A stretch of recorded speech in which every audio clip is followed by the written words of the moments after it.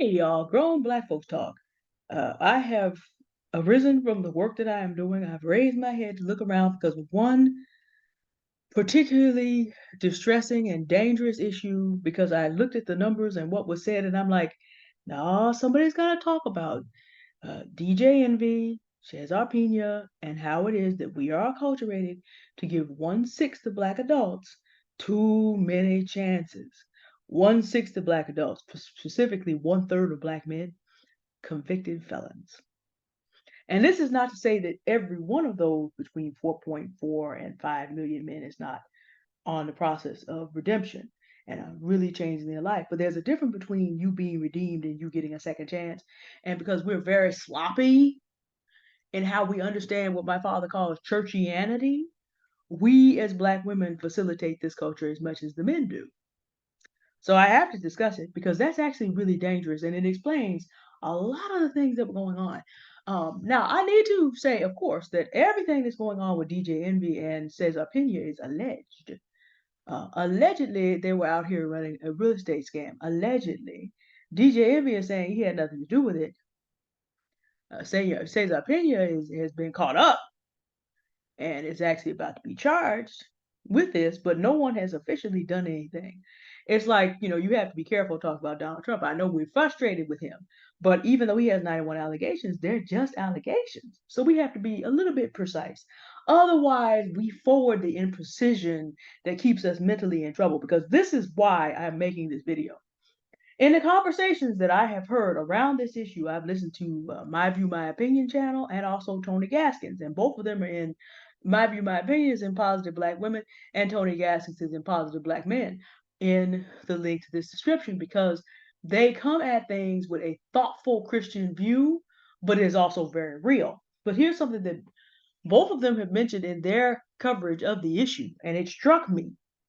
It struck me that they mentioned that on an interview, Mr. Pina said that he learned this real estate technique from a fellow in prison felon. That's not alleged. He said that. And it struck me the first time very hard. And then the second time, I'm like, no, I got to talk about this, even though this is not that week.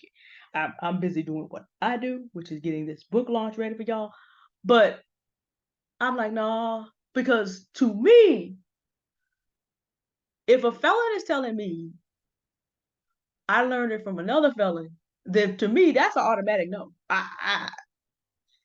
I don't use jailbird logic. I don't put money with jailbird. I don't do this. I don't know. And see, then I thought Jay Morrison, ex-con, Black Black Wall Street real estate fund, Tulsa real estate fund. Uh, Bishop, what is that man's name?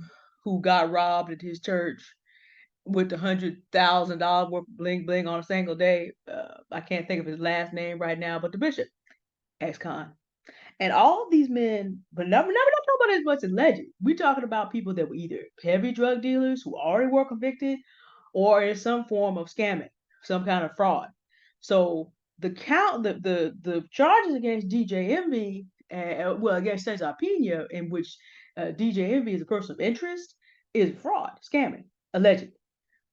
So Bishop Whitehead, that's what it is. All these men have records. And I'm like, and I thought about this and I'm like, okay, so I have a bishop. And then I thought about in my circle, we have a couple of these as well out here in the local area. Uh, there's a couple cases like this. And I'm not saying that people cannot be redeemed and change their lives. I'm saying in a community in which 1/6 of Black adults are felons, we are a bit too comfortable with letting people come home and have second chances and have babies and have money held and moving into our housing. Black men, this is Black women, this is basically on us. We're a little bit too comfortable with this idea that we keep giving each other, we keep letting these men do certain things. And I want us to be alerted about it. Now, and Black men are a little bit too comfortable in giving these men audience platforms and excuses to be made why they should then go help each other. DJ Envy should have looked at Cesar Pina's record and heard him say, I learned this from another felon, and said, no, but DJ Envy can't. He has a magnificent career as a DJ, but he also wants to give a fellow convicted felon a leg up. And this goes on in the Black community every single day. And everybody else outside the community is looking at us like, no, not only do you have too many, y'all find ways to keep giving people chances that haven't changed. And that's a danger to everything we're trying to do. No, I realized that. I realized that as I was listening to this and how the red flags didn't go up.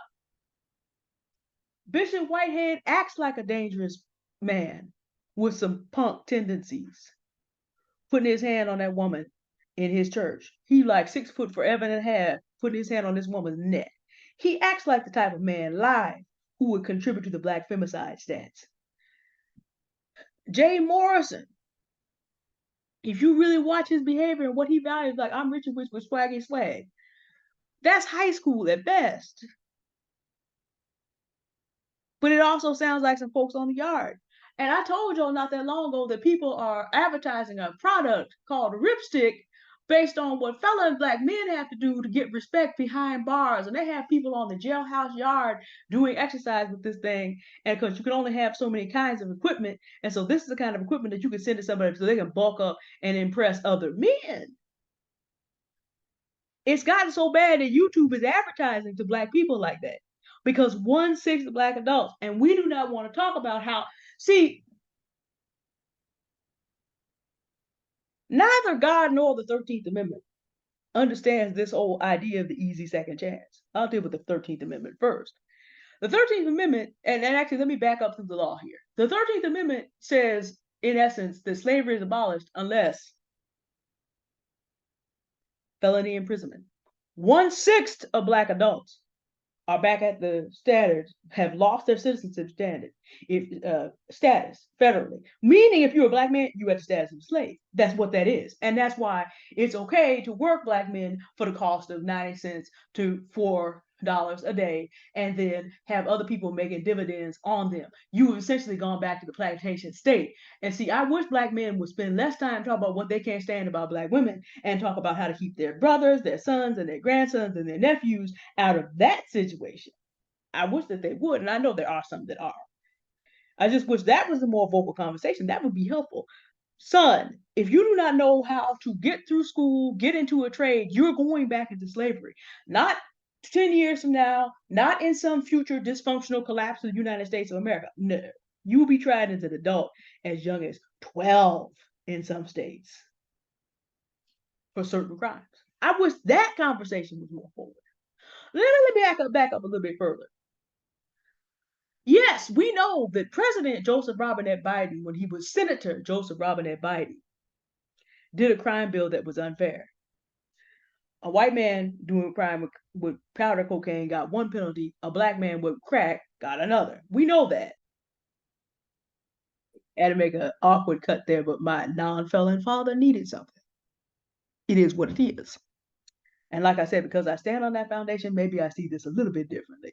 But about that crime bill that came out when I was in my teens, white men, powder cocaine, were judged differently under that bill than black men with crack cocaine. Essentially the same crime, different penalties. Yes, it was unfair. And I know that President Biden must have that prick him daily because he wrote the law by which Hunter plea deal broke down, and he can't save him even though he's the president. See, white men's sons got caught up on this too, but the thing I want to mention here is that black men need to talk honestly about it. As unfair as that was.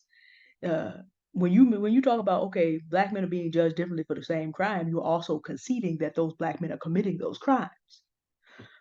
I would really love it if someone has data to show that I know about the Exonerated Five, I know about the Innocence Project. I would love for somebody to show me data that shows for a fact that we could take that 33% number of black men that are felons and bring it down to 25%. Because at least we've gotten 1/6 of black adults down to 1/8 of black adults. But see, having grown up and when there was a crack house 5 doors down, and my father and a few other men were one of the only couple that were standing up against it and were not involved, I already know you can bring that 5 million down to 4 if you want to. You can even bring it down to 3, but you're not gonna throw that number out. See, we don't want to talk about that part of what that does and what that means under the 13th Amendment. And black men don't want it talked about because black men have a very high sense of entitlement. But see, the thing about the 13th Amendment is that for us to talk honestly about this, we need to talk about how men who feel very entitled to be able to pursue the things that other men have, a third have put themselves in position where you can't even get food, clothing, and shelter because you're not entitled to a job as a felon. But see, we don't have that conversation with our sons and our nephews and our brothers because people have this idea that people gonna get a second chance. God gives less of a second chance in the 13th Amendment. What he gives you time to do is understand what the command is and get back in line. But when you bomb it, you don't get a second chance. You have only so much time. Clock's ticking all the time. Let me explain this to you, especially for you as black women who were raised in churchianity, as my father likes to say. Oh, everybody deserves a second chance. No, mm-mm. That's not at all what the Bible teaches. It never has and it never will. Islam certainly doesn't either. Judaism doesn't either. Because here's why. Buddhism tells you have an eightfold path. Otherwise, you're going to be stuck in a series of Buddhism and Hinduism have in common that you're going to be stuck in a series of reincarnations that do not help your karma. A little bit different under Buddhism, obviously. And I can't give you the distinctions. And I have followers who probably subscribers that know better how you would make that distinction. But the point is, even a reincarnation is not a second chance. That's a whole existence you have to work through again. So the idea is, I'll take the big five. No, no, no, no, no. Let me explain to you how the Bible works, okay? For those of you, most of whom were church, let me explain to you how this works. Adam didn't get no second chance on that tree. Mm-mm. He didn't get judged because Eve ate from it because the command had not been given directly to her. But when he got a direct command and decided he was going to do what he wanted to do because he wanted to determine right and wrong and be like God himself, God had him snatched off the garment of light off of both of them because Adam was responsible. Had them put out of the garden, put a flaming sword up there to make sure they weren't going to get back in there, and said, "Dust thou art, and to dust thou shalt return." Because I already told you the day that you eat of it, you dead. Ain't no second chance on that. Nope. But what there was also was a promise that the woman, eventually, one of Eve's daughters, would give birth to the Messiah, and it would be the seed of the woman. Adam would never be allowed. A man would never produce a Messiah, but God would work through the woman because the woman did not intentionally rebel. So there was a promise made, but the promise alone offends a man's ego. The fact that Jesus has no earthly father offends the ego of men who presume to godhood. We have several in our community. T.I. and Nick Cannon have a child named Messiah. And I'm like, Nick Cannon, tell me this. If your son is the Messiah, day star appearances, father and son star. The day star is Jesus Christ again. Like, okay, but son star, tell me why you can't get your son out of if you got the father, how? Nick, if you got the father, your son is the Messiah, how is one of your children dead of the same kind of problems that you have? Explain this to me. And T.I.'s time gonna come. See, like I said, the whole idea that a man will not be God, a man's seed will not be God is offensive by itself. But like I said, you don't get no second chance. You mess that up, you bomb it, you gone. But so we'll come back to Jesus Christ in a minute, okay? There is a way back to men and women being stewards of the universe and right relationship with their God, but you don't get a second chance on that either. You just get a lot of time. We'll get there. Noah's Ark. There was no second boat. You had 120 years from the time that Noah began to preach, and of course, you got to have so it's 100. I would say it took 120 years to build that boat. He preached every day while he was building it. There was time for the news to get around the world in 120 years, but if you missed the day that the Lord closed the door on that boat, you gone. Ain't no second chance. There was no second boat. The Queen Mary was not coming up beside it. You might have tried to throw together a Titan or a Titanic, but y'all know what happened to both of those. I already had that show. Sodom and Gomorrah. The angels very clearly said to Lot and his entire family, when you get up out of here, don't look back. Lot's wife looked back, did not get a second chance to make a second look. She turned to a pillar of salt just like that. Abraham, when Sarah decided that she was going to convince him, and he decided to go along. And the first black woman slave in scripture is Hagar, and is cruelly misused by Sarah in particular. It is what it is. But ain't no second chance on that. Ishmael and Isaac have been fighting ever since. Perhaps you know that today as the Israel Hamas Gaza conflict. Second chances. That was done as soon as Hagar got pregnant. All this mess we deal with, ain't no second chances. Oh, under the law of Moses. So now we're gonna get from Genesis into Exodus, Leviticus, Numbers, Deuteronomy. So this takes care of the rest of the Jewish Bible called the Old Testament for Christians. Under two witnesses, if you had two witnesses confirm that you did what you said you do, any of them 10 commandments, you died. Ain't no second chance. Certain things you did, you crossed certain lines. Ain't no second chance. You got convicted, you left here. Stealing, murder, and adultery, and most kinds of fornication, you died. No second chances. You crossed the line, you out. You gone. So we got from Genesis to Malachi. From Matthew to Revelation to the present hour, when it comes to your eternity, you got one chance. His name is Jesus Christ.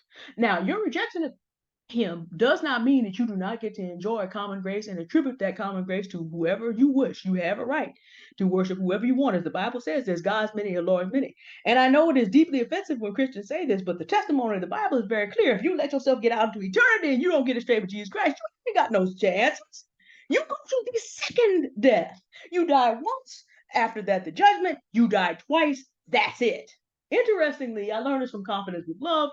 In the old Ma'at system, Sekhmet is the one who gets to decide whether or not you get to come back here, the old system of reincarnation. So the idea that you lived once but could die twice is very, very old, even in history. But I'm telling you straight up as a Christian, the Bible's testimony is, you look at all these second chances. Here's what God said to do. You get some room to rebel and deal with the consequences of that, and you get some room to repent. Ain't no second chances. You just run out of time. What does this have to do? What does this whole theological discussion have to do with how we treat 1/6 of Black adults? We have to train our brains to come in line with God's opinion about this and about the actual law we live under, opinion about this. When you have crossed certain lines, no, you don't get a second chance, but what you can get is an opportunity to show that you have repented, you have changed your life, you are doing what you need to do, what you should have done before you picked up that felony, to be a productive member of society who is a protector and a provider to the community, not someone who damages and steals and kills and destroys. We can do that. Let me tell you something. And that's why I say you can't just take 1/3 of Black men and just throw them out. I'm not saying that, because I know felons who have really changed their life, but our church supports reentry. And let me tell you something about reentry programs. As many as there are people who sincerely love their brothers who have gotten caught up with the law, reentry is not easy because you have the whole structure of the federal and the state that would rather you have the status of a slave because there's money to be made off of you working in prison. There's dividends, there's what you produce. The Atlanta Black Star put out an article years and years ago. So look here. If you had to furnish a new kitchen today, look here. If I had to replace all this old stuff that we, just keep running here, 1/3 of us replacing it would be made by a prisoner at between 90 cents and $4 a day.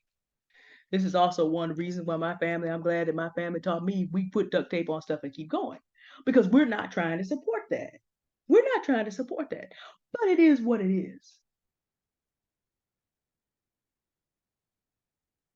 So, first of all, the whole structure of law for profit, the prison to pipeline plantation system, the prison and plantation industrial contract does not want you to be free and out of prison. It wants you to go back. You're more profitable as a black. If you have no skills and you have no desire to be productive and you have no desire to provide for the family members that you have, it is better in terms of how the system runs to produce profit for you to be in prison. That's just a fact of life.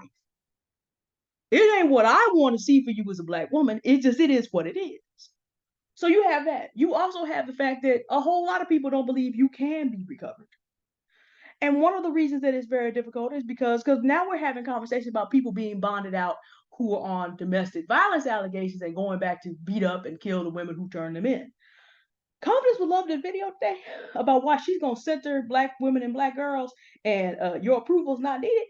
And I sat there and she talked about the shooting in Maine and about how everybody is, of course, devastated about these 18 people, but that many black women die every 72 hours. And I'm like, wait a minute, if those are the modern figures, that's not 5 black women a day, that's 6.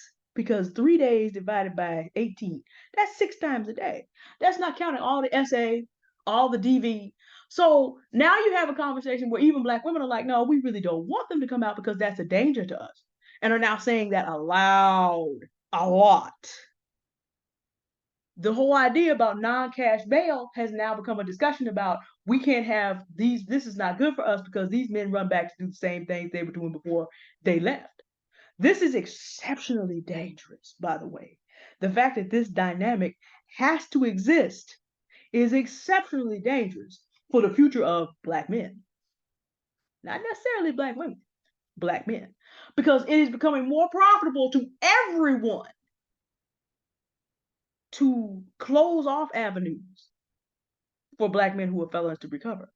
So you have that against you in reentry. You also have the fact that no matter how much, because people in my church are very serious about it, the black men in my church are very, very serious about assisting men who want to make better decisions and want to move forward. We're very, very serious about that, but not everybody is. Some people work in reentry because it gives them an opportunity to be superior to someone and within limits to treat them however they wish. Because what is the felon going to do? No rights, no privileges. So you bomb out of the program, you're going back to the street, you're going back to do crime, you're going back to prison. So even if you want to change life, and see, now here's the other thing about this. But see, the path to redemption is not easy because humiliation, which is forced from outside, and humility, which is the personal choice, is part of the process. Most people have to be completely humiliated before they will understand the depth of the trouble that they're in. Humility is a choice, as understanding that no, I'm not in charge. I can't necessarily do everything I want to do. I'm going to have to take the path that is laid out for those who are in authority above me. And ultimately, this is still, for men, this is still going to be a long and difficult path. But I know men who have gotten down it, and they have brought forth fruit worthy of repentance. They were willing to do what they needed to do to show forth the fruit and gain the benefits. In the same way that being a Christian is very difficult, in the sense that humility is commanded, but it's not easy for a human being to do that. It's not easy to always be reminded when we start feeling ourselves that no, God has to occasionally let some stuff happen to us and remind us, because like I said, humiliation is sometimes part of the process that we beside ourselves and we need to get back in line. Any of you that have a serious faith process that is in contact with any part of the spirit world knows you out of line, you will get put back. Look, even people who are Luciferians, and you'll find those way, way up there in some bigger name organizations I could put out there. No, the law of going up against the spirit world in rebellion is death. Lucifer knows who he learned a lot of stuff from. I told you there's no second chances up there, but you may get time to reform your behavior. This is a hard process because ultimately, for 1/6 of black adults, the third of black men that are felons, they have to accept that they are not in charge. And that's hard when people have been reminding you all your life that you ain't nothing but a slave. People have been trying to program you to that. I'm not talking about the difficulty of the way. I'm not saying it's not, but I'm saying we, the rest of us who are trying to move forward in life, cannot afford to have this sloppy attitude and allow, allegedly, the Bishop Whiteheads, the Jay Morrisons, the DJ, well, not so much he's saying he's not involved, the Cesar Pinas, to run all over us because we have this sloppy thinking about give the brother a chance. No, no. Let the man earn his chance. And ladies, these men do not need any more children. These men do not need to live in your homes, and they do not need to hold your money. They do not need to have keys to your car. No, because this is how we have to retrain our minds not to allow the felonious behavior to now make us a victim. You don't get a second chance. You do have a path of redemption, but you need to see that this person is on that path and bearing the fruits of becoming the man they should have been in the first place before you give any kind of chance at all. This is how you have to begin to look forward. Because otherwise, when you have a sixth of all adults who have decided, less whatever numbers y'all gonna show me, of these men that actually should be exonerated. Yeah, I'd be interested to know if it's a six. I'll be interested to know if anybody has data that suggests that number should really only be an eighth, but that's still really big. Get it down to 1/10. That would be about 3.3 to 3.5 million. I'd love to see that kind of exoneration data. I challenge anybody to produce it. But even if we're looking at 1 in 10 Black adults,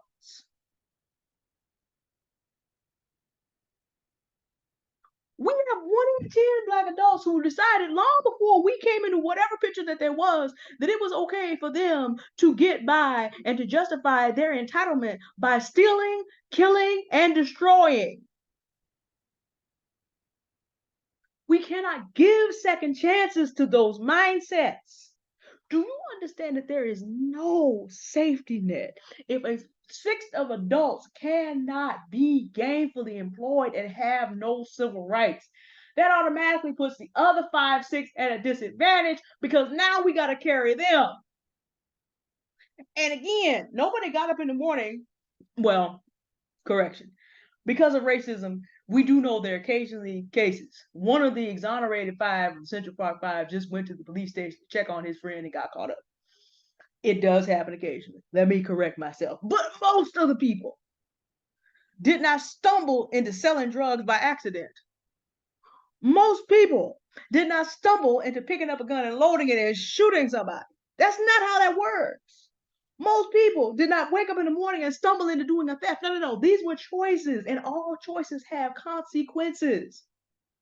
And one of the consequences is reasonably thinking people do not sit up here and listen to you talk about being a felon, learning a real estate technique from another felon while you were behind bars, and say to you, and do not say to themselves, you got to be jiving me. That's consequences. That's called the consequences. And ladies in particular, we have got to stop helping men avoid holding the full weight of their own consequences, because only when men hold the full weight of their own consequences and deal with all the humiliation and all of the check of, nah, you ain't gonna have God's body either. No, you cannot do this, and these are your consequences, and you're gonna have to either accept the humiliation and humble yourself or continue down into the pit of hell with the foolery. We have to stop buffering this for them so that they have an opportunity to make an informed decision. Do I want to just become an agent of all evil and deal with all the consequences that go with that? Or is there a possibility that I can repent and change? As long as we sit here and buffer them, as long as we keep them from experiencing consequences, their ego will make a place for them not to have to come to terms what really is going to go on, because what we're doing is delaying it. All we're doing is delaying it. The soul that sins, it shall die. D. Matthews did not make that up. That decree is higher than anything ever said in this world. And like I said, the way God has it set up, under common grace and special grace, Here is what it is. You repent and get in line, or you gone. You have time to make decisions. Every person listening to me who's in a criminal lifestyle, if you are still hearing me, you are in a period where you have time. But some of you gonna choose to double down, be mad, put me on a haters list, blah blah blah, get blocked up off my page. And some of you are gonna be like, you know what? I really didn't appreciate what that woman said, but maybe I'm getting my warning. Maybe I'm getting the notice that I need to change my life. Those of you who are covering and excusing and coddling people like this, and there are some women felons too. This applies across the board. We just don't have those strong numbers. So that number is bigger than a sixth of black adults. But that's another conversation because we talk about DJ Envy and Cesar Pina and their allegedly this today. Those of you who are giving aid and quarter to the foolery, I love him. Like the fact that there is a Mrs. Daystar Peterson. You have been warned also. You were in the age of grace too. If you were hearing me, just understand. That's gonna all blow up in your face because the soul that sinneth, it shall die. Now, do you want to be there when the stuff goes down? That's just kind of what I want to know. You may not be involved in the criminality, but when the police come in looking for somebody like poor Miss Breonna Taylor, who did not deserve to die, when the raid goes down and you get caught with possession because you in the car and he's not, which is how a lot of black women pick up them felony charges. When you up here living on, for those of you that have quote unquote successful felons, when the raid happens and you get caught up and get shot by accident, or you lose that lifestyle, you ain't put together no other skills, you ain't nothing else going for you but living on these drug dealing men, and you ain't got no skills and don't know what to do with yourself, and you end up in poverty after he gone. Or you sell yourself to another man like him who does not love you and sees you as a slave, and he pulls out all that manosphere pimp talk about why you better go ahead and kiss his feet and anything else he may want you to kiss, because otherwise he's gonna throw you back because you don't know no better.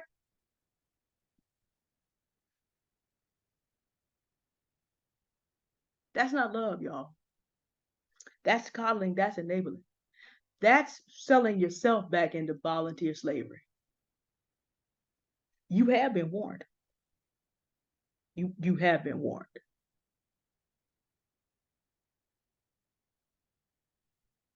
I don't like making videos like this. And like I said, I got some other things to do. We also have a Noir Aunties coming up tomorrow as well. We're coming back. It's been a little while, a couple changes. We're also coming through. We're going to have a Noir Aunties tomorrow. We're going to have some deep discussion, but maybe not this deep. This is not the kind of video I like to make. But this is really dangerous for us as a people. It is really dangerous for us that we keep letting the world know that we are so sloppy about how we understand when people decide to steal, kill, and destroy, and we keep giving people like this second chances. That lets people know they can run game on us. And this is really, really dangerous. And this is why I had to come talk about, of all the things I could come and talk about, this is what I chose, because we have to get out of this habit. For those of you who are listening to Black Women Making Money and going to be an upwardly mobile Black woman, Shirley Strawberry is with an ex-felon. Ernest Williams, same thing. We have to get our minds right. We are not the arbiters of the second chance. We are not in charge of anybody's redemption. Bring your mind out of this volunteer slavery. You are not there for that man to step up on back into respectable society. No, he chose a lifestyle of stealing, killing, and destroying for a living. He has to purge himself of all of that before we just let him up here and have access to our time, our money, our body, and our resources. This is how we're going to have to think as Black women to get ourselves and our children to a better position. And if that means we have to leave 1/6 of Black adults behind, and all the men who insist on covering for them, and all the women who insist on coddling them, I guess that's just how that gotta be. Y'all have a good day now. Goodbye.